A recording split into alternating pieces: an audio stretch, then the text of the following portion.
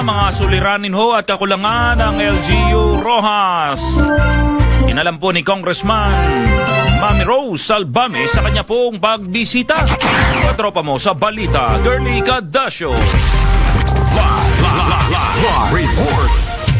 Inalam ni Congresswoman Mami Rose Albame ang mga suliranin at kakulangan sa LG Rojas sa kanyang pagbisita, kung saan nabigyan ng pagkakataon ng iba't ibang departamento at ahensya na maiparating ang kanilang mga pangangailangan upang higit pang mapabuti ang kanilang operasyon at maihatid ng mas maayos na serbisyo sa mga mamamayan.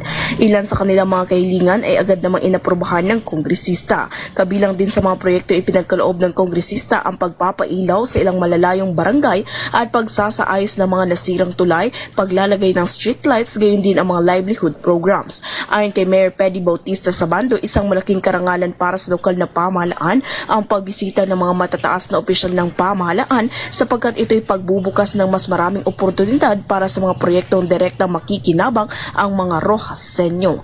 Yan ang balitang hatid sa atin ng numero 1 kape sa bansa, itong Premium D3 Coffee Mix na kapag kape ka na gumaling ka pa.